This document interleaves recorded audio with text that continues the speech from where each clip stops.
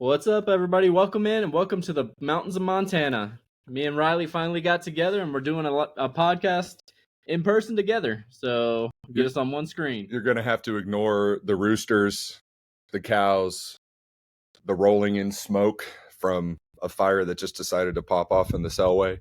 But why not, man? We're outside. Who cares? Yeah, we're going to talk about some sleeper wide receivers today. First, we'll get into a little bit of news that's popped up over the past few days. Talk about the implications of that news and see where we go. We'll start with Dak Prescott seen wearing a walking boot. Since that report came out, says he's not wearing it anymore, but it's something to keep an eye on because it was on his plant foot. We'll see how it goes into training camp, see if he's still having issues with it, see if he pops up on the injury report. But could affect multiple things. I meant CD, of course, and Dak himself. So could affect draft position, where you're taking them, and whatnot. It's a nothing burger. He's fine, man. We're 3 months away from the season. Bones can heal in 6 weeks. Worst case scenario, they said it was just a sprain. I know a sprain can be worse than a break, but it's a nothing burger, man. They're just being precautious. Yeah, just got to watch those foot issues, though, because you get into those Liz Frank injuries, and it causes extensive. Which foot did he get fucked up in that playoff game? Maybe his left, but that was his ankle. It was his ankle. Yeah. That was his left foot, though. He messed his ankle pretty bad that game. All right. Also, some tragic news from last night. Vikings rookie, 4th rounder, Khyree Jackson, killed in a car crash. Pretty sad news, man. Kid just lived his dream being drafted into the NFL, and from what I'm reading, it's a senseless act of drinking and driving that possibly caused this. Guy driving switched lanes into their lane and drove him right off the side of the road. Killed everybody in their car. So it's pretty sad. Keep him and his family in your prayers. Just very, very sad for a young player like this who's just coming up into the league to be killed like this. You never know, man. You never know. Every day. Hug them babies. Live the day like it's your last. Yeah. So. God bless. Just passenger in a car. Yep. You never know when it's going to be your time. So, yeah, just pray for him. Pray for his family. Pray for the Vikings players, teammates. It's a sad story. So, but from there, it's just a minor little bit of news that we have. We'll move into our sleepers. We're just going to talk about three players that we have as sleepers that we feel are going to beat the ADP they're currently sitting. Ooh, I feel good about mine too, boy. Yeah, we'll see. I feel good.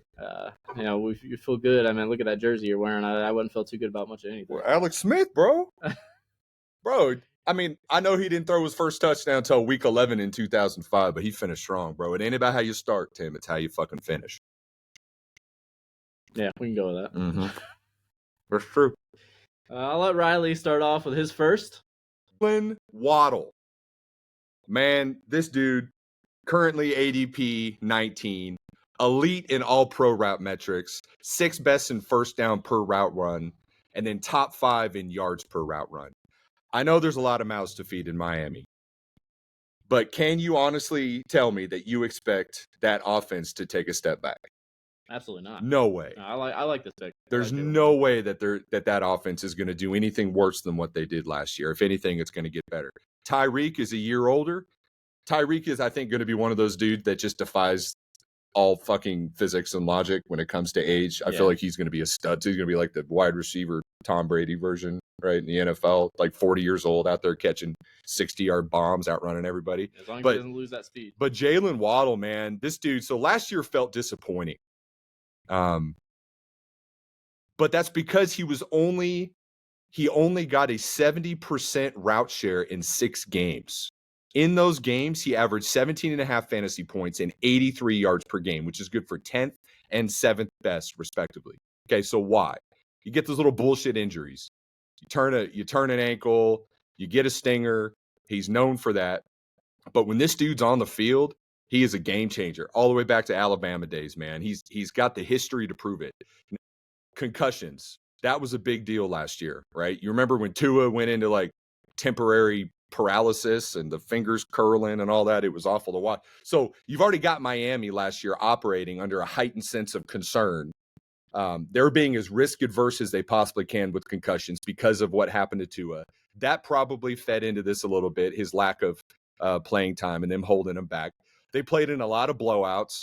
You know, I don't know if they're going to be playing in as many blowouts as this year as they were in last, but dude, Jaylen Waddle is going to be in these fucking games and currently slated as 20th off the board.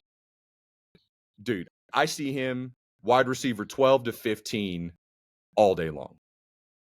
Yeah, absolutely. I mean, as long as Tua stays healthy, that's my biggest worry with this pick. But I love Jaylen Waddle. I love the sleeper pick, him going off the board as wide receiver 19.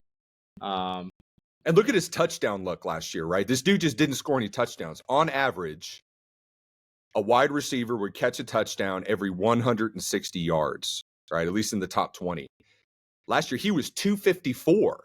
So he just, like, sometimes it just happens, you know? Like, you've got wide receivers who just, for whatever reason, they catch a bunch of balls, they collect a bunch of yards, and the touchdowns just don't materialize. You know, I know Raheem Mostert had a million of them. Mm-hmm. Tyreek, and you give him another 5 touchdowns, which I think is well within the realm of possibility. Yeah, you're looking at wide receiver 12, 13, I think, Jaylen Waddle. Yeah, and you got to watch Devon Achane, too. Devon Achane. He obviously first year in the offense last year. He could take a step forward this year, and does that hurt Jaylen Waddle's value? And I think that's why he's going where he's going. I don't think so, man. They're still going to run that two-headed monster. They ran the ball a ton. They're still going to run the ball a ton. But at the end of the day, they're going to score fucking touchdowns, bro. Tua's going to get him the ball. Tyreek's going to get open. They're going to move the chains. Yeah, last year was bad luck, I think, for Jaylen with the injuries and just the lack of touchdowns, man. He's going to turn it around this year. Yeah. No, I think he should. He should. I like that pick. I like Jaylen Waddle. We'll transition into my first guy. I've talked about him a lot over our previous podcast. Wide receiver for the Seattle Seahawks, JSN, Jackson Smith-Njigba. I think he's got huge potential this year in that new Ryan Grubb offense. Grubb's already come out and said praised JSN on his ability to get open. Yeah, he's got that wiggle, bro. Like, yeah, ooh. He's an impressive receiver. Young breakout age in college. He broke out at 19 with 1,600 yards for Ohio State. And that was in an offense with Garrett Wilson and Chris Olave, who both said that he's better. That he's better. That he's better than both of them. Yeah. And last year, disappointing year, obviously, for a first-round pick. But he's in an offense with DK Metcalf and Tyler Lockett last year. He should overtake Lockett this year. He only played 64% of the snaps last year. Dude, that was Shane Waldron, right? Yeah. Shane Waldron got run out of town. Garbage OC, right? Garbage OC. I think he went to the Bears, right? Which is why I'm not as high on Caleb Williams and kind of what they're doing over there, because just like the dude's never done anything to fucking impress me. And Ryan Grubb's coming in with that high pass off, or like the high percentage pass offense. Best offense in college football last year. Yeah. And it wasn't even close. Yep, top in the nation. Washington was top in the nation in passing offense last year. Currently, Jason's going off the board at wide receiver 43. Should easily beat that. I think he's got a floor of a wide receiver 3, which would be in the top 36. But I think he should easily finish as a top 24. Is he a slot guy, or are they running him in man on the outside? He's a slot. He's a slot guy. I think they'll move him around a little bit this year. I think you'll see him get moved around a little bit this year, but I think he'll play a majority from the slot. And Ryan Grubb, his offense loves that slot receiver. So I think you're going to see JSN take a huge step forward this year. What's his ceiling? His ceiling? I think this year, first year in that offense, I think you're looking at probably 20 inside the top 24, probably right around 20. 20. Because you still got DK. You got DK. He's that outside, that alpha. I don't see JSN taking that role, but I think that offense could easily support 2 top 24 wide receivers, and JSN could be that top 20 guy. And going off the board of 43 in round 8, I'm taking him every day, all day. Any draft I'm in, I'm grabbing up JSN where I can. I just think there's too much potential. and where he's going off the board, there's way too much value on that pick. Yeah, I like it. So yeah, I like it. And sticking with the Seahawks, my next pick, DK Metcalf. Okay, ADP number 21 right now. He has beat his ADP in 4 straight years. Why are we not respecting this dude more? It's like we're just tired of seeing his name.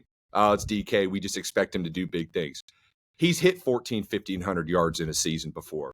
Who's to say he's not going to do it again now with this Ryan Grubb offense? And now you got Jackson Smith-Njigba. He's got another year under his belt. That dude's going to be open, putting pressure on the defense. They can't just focus on DK and Tyler Lockett anymore, right? They're going to be slinging a fucking rock, bro. DK is elite in man coverage, yards per route run. Best in the NFL. Nobody is better.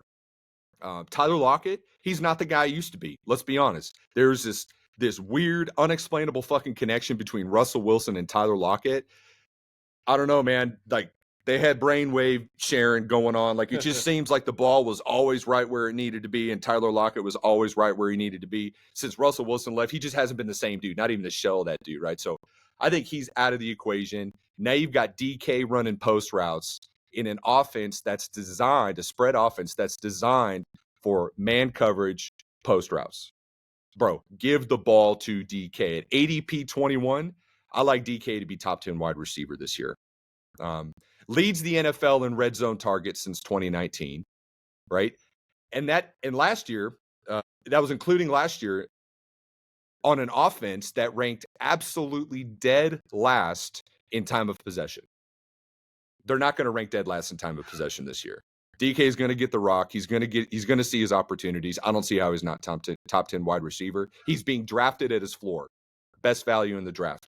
Yeah, no, I'm not as high on DK. Obviously, I had him in our wide receiver rankings episode. I had him at wide receiver 20, and that's just because I am so high on JSN. I mean, if DK hits his ceiling, he very well could be a top 10 receiver. He's just a monster on the field, and ball's thrown his way, he's going to go up and get it. Dude, DK, he's going to be in that Rome Odunze role that offense had at Washington last year. Big dude, running post routes, man coverage, throw it up, put it near his catch radius, and let him do his thing. Yeah. Right? Like I said, huge potential. I mean, if his ceiling is top 10. The track record's easily. there. Yeah. Yeah. Shane Waldron's gone. Ryan Grubb for the win. Yep. I'm worried about the Seahawks this year as a Niners fan. They're going to be a force. Yeah. No, I definitely think both of them take a step forward this year. I'll move into my second pick. As a rookie receiver for the Los Angeles Chargers, Ladd McConkey. This dude landed in literally the perfect spot. No alpha in that offense. Yeah, he's a wide receiver 1. Yeah. Walking into a wide receiver 1 spot, going into with an elite quarterback in Justin Herbert. He's very football intelligent, great route running ability, good hands, typically catches the ball away from his body, which is something you want to see in a receiver. You want to see a receiver who goes and gets the ball, who doesn't wait for it to come to him. He's already been praised by Justin Herbert for picking up that offense very quick. Sources say he watches a ton of film and breaks down his opponents to see where he can beat them in that offense beat their defense.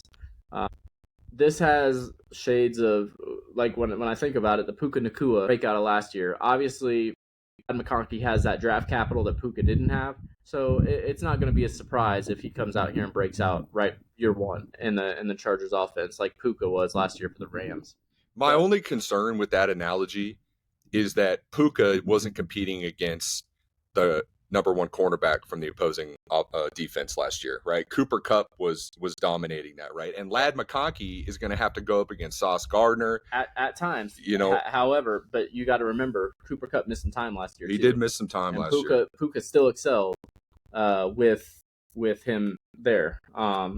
Yes, he's going to come right off the bat facing top tier corners, maybe, but depending on if those top tier corners want to face an inside receiver. If I'm an opposing defensive coordinator, I'm looking at the wide receiver room for the Chargers.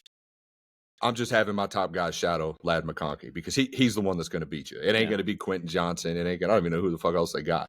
They got Quentin Johnson, Brendan Rice. Well, it ain't going to be any of them. No, but they're big-bodied receivers, so it just depends if they want them going up against that big-bodied receiver.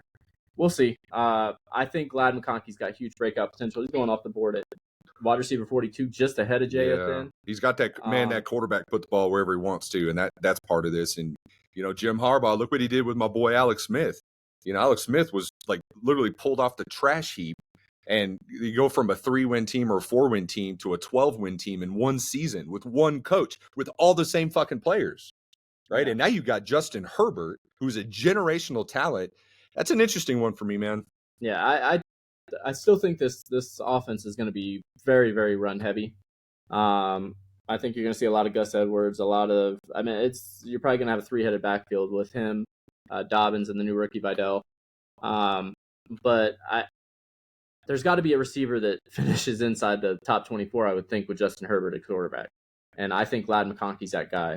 He can finish inside the top 24, going off the board at wide receiver 42. I would grab Glad McConkey. And their defense sucks. They're going to be throwing the ball, man. They're going to be playing catch up just like they were last year. I don't think that's going to change, not in one season. Yeah, no, they're going to have to throw, obviously. Like I said, you got that elite quarterback throwing the ball. He's gonna hit. He's gonna find his receiver, and Glad McConkey's gonna be that guy. That O line is going to help Herbert, right? Their number one pick was a big left tackle.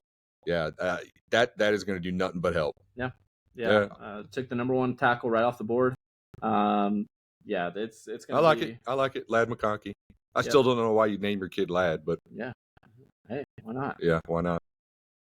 All right, we'll talk about Riley's. George Pickens. Put some respect on the man's name. What about Russell Wilson? You know what, man? This isn't a Russell Wilson pick. This is a George Pickens pick. Okay, we're gonna get to Russell. We already know what he can do. We already know his catch radius is elite. His ability to get open is elite. His ability to run after the catch is elite. Okay, I get it. We were clowning Arthur Smith a couple podcasts ago, rightfully so.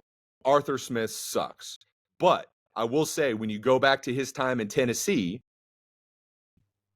A.J. Brown had a monster season. So there is a precedence that's set where Arthur Smith can feed the rock to a top wide receiver. Okay, now Steelers have no more Deontay Johnson. In games without Deontay Johnson last year, George Pickens was wide receiver 13 in PPR, averaging 17 points per game, despite Pittsburgh having the worst passing attack in the NFL. That tells me a lot. That tells me that he overcame. Kenny Pickett. Who the fuck is Kenny Pickett? Why is he even in the NFL? I don't know. No, there's a reason to back up right now. So we can agree Russell Wilson is like a 5X upgrade over Kenny Pickett. Yeah, okay, for sure. Russell Wilson was kind of weird in Denver. I don't know if he was good. I don't know if he was bad. I don't know if everybody says he lost his deep ball. I don't think it went anywhere. I've been watching this dude's workout videos. He says all the right things. It is still a bit of a mystery. I get that, but there's no way Pittsburgh's going to be any worse. And Steelers' backup quarterback is an upgrade over Kenny Pickens. Justin Fields. Kenny Pickens is the worst fucking quarterback I've seen in a long time. Maybe behind fucking Trey Lance. You guys didn't even give him a chance. He sucks. He didn't deserve a chance. So last year, George Pickens was 10th in wide receiver deep targets, but 61st in deep target catch rate, which means the ball just wasn't in his fucking catch radius. They were just heaving the ball up to him in double coverage, hoping he'd do something about it. Wilson's got a great deep ball. I've been watching the Niners play the Seahawks for years. Russell Wilson has got a great deep ball. I don't buy that he's lost it. George Pickens is going to get it. He's going to get those chances. Russell's balls are going to be closer to the catch radius, and I think we're going to see that metric go up, right? We're going to go from 61st in deep ball catch rate probably to 20th or 30th. And that right there is good for 300 or 400 yards and 5 touchdowns. Last year, 22 of Pickens' 63 receptions went for 20 yards or more. 6 went for 40 yards or more. He had 5 games over 100 yards, again, in the worst passing attack in the NFL. Give him an average dude and watch him do big things, man. 4 games last year with Kenny Pickett, wide receiver 1. George Pickens, man, ADP 28. I think he's right in there, maybe around 15, 18. Yeah, no, I can see it for sure. Yeah. So I'll get into my third pick. I went over a few receivers. Riley gave me a little bit of a hard time with my first choice. Because it sucked. It did. Cortland Sutton, I just couldn't get over the fact that he's got a rookie quarterback thrown to him. he's the only receiver in that room that I really worry about on that team. But I can't get over the fact that he's got Bo Nix throwing the ball this year. I thought about Christian Watson. I have a hard time with him too. He just hasn't been able to stay on the field. When he's on the field, he's elite. But I settled on Cleveland Browns receiver Amari Cooper. Riley hates him because Riley gets beat by him all the time. It's like this dude will catch 20 yards, 30 yards, like 5 games straight, and then go for 250. And every time he goes for 250 is when I play him. Yep. I'll never draft him, but he kills me every time. So Amari Cooper finished wide receiver 17 in 2023. Was 23rd in target share. He was 13th in air yards. But didn't have a starting quarterback. Deshaun Watson was garbage last year when he played. However, Amari Cooper, with playing with Deshaun Watson last year, in the 5 full games they played, averaged 96 yards a game and averaged 2.96 yards per route run, which is elite numbers. That would have put him probably in the top 10 receivers easily if Deshaun Watson plays a full year and he keeps up those numbers. Currently, Amari Cooper's going off the board at wide receiver 24, so back end wide receiver 2. Yes, he's getting older. Yes, they brought Jerry Jeudy in. I'm not worried about Jerry Jeudy. Jerry Jeudy was garbage at Denver. I don't think he improves a whole lot with Cleveland. He's a compliment piece. Yeah, I don't see a whole lot of competition for Amari Cooper in this offense. I think Deshaun Watson's still gonna focus on Amari Cooper most of the year. So you're going to see a lot of Amari Cooper this year. If Deshaun Watson stays healthy, I think you're going to see probably top 15 numbers from Amari Cooper again this year. He's got that contract issue. I don't see it rolling into the season. Top 15. Top 15. You heard it here first. Amari Cooper. Bold pick, brother. Amari Cooper is an elite receiver when he's on the field. The dude has not shown us any signs of slowing down. And I don't think that comes this year. I think he's got another good year, maybe 2 in him. But yeah, I think he can easily outperform that wide receiver 24 ADP. I'll take him if he falls to me, and I don't like the other picks around him. But wide receiver 24, I think top 15 is easily within his realm. So of these 6 wide receivers that we just discussed, which one of these, if you had to pick one, is going to outperform their ADP the best? Me? Yeah. Based on their ADPs, I'm going to go JSN. I just think wide receiver 43 is a slap in the face to the potential of this dude and this new offense. I think So he goes from 43 to 20? Yeah. So 23 position beat of his current ADP? Yep. I think he could easily reach that ceiling. Yeah, for me it's George Pickens. I don't think he finishes as wide receiver 5, but I think wide receiver 12 to 15 is within the realm of possibility. That beats his average draft position by 13, 14 picks. So yeah, for me, that's George Pickens. Yeah, no, I think they all 6 have full potential to be great sleeper picks this year, beat their ADP. I think they're all going to beat their ADP. No, yeah, every single one of these dudes is going to finish 5 or 6 at minimum slots higher than where they're being drafted. And this is where you win drafts. This is where you win leagues, is finding these picks that outperform their ADPs and getting them in the right spots. Obviously, sometimes you're going to have to jump ahead of that normal ADP to grab them, but sometimes it's worth it. It all depends on your draft spot. It all depends on where people are falling, and that's why mock drafts are so important. I do quite a few mock drafts on Sleeper. It's good to jump in and do them with other people, so because the computer's going to pick based off ADP, so they're always more than likely going to fall right around that ADP. Yeah. It's good to get in and see where people are jumping that ADP, seeing where they're taking them, so you see where you need to take your guy. You can get in there and learn to ride the crest of the draft. Yeah, right. Like the computer's not going to go on a run. No. Yeah. Nope. They're generally going to take it right around the ADP, so it's good. Dude, I hate runs. Like you can't really plan for them. But all of a sudden you got 6 fucking wide receivers coming off the board back to back to back to back. You're like, fuck, now what do I do? Yeah. Right? It's like instantly. You better be ready to pivot, Jack. And it happens. It happens. You could hold off on a position because you think you have 5 or 6 players that you're good with taking. But then everybody's doing that at the same time. and then they take them. So you got to be willing to reach every now and then on those ADPs to take your guy. So be prepared, do your mock drafts, and get ready for this draft season, because it's coming. We're only about a month away from draft season. Let's go. So I'm still not in any league yet, by the way. I need to do that probably. Well, you got one for me? We can hook you up. I can't wait to fucking beat you. That hasn't happened, and it won't happen. Hey, man. Ain't about how you start, it's how you finish. Anyways, yeah, hit that subscribe button. Give us some comments, give us some likes. Follow us on Instagram, follow us on Twitter. We got a Facebook group where I put together up to 12 leagues every year, all different ranges of buy-ins. And we take the winners of all those leagues and we combine them in a league every year. So we have the winners of every league get together, play for. I have a trophy that I keep that I put the winner's name on every year, and we send out a ring to the winner of that league every year. So it's a good time. Get over there to the Facebook group. We still have signups. We still have league availability.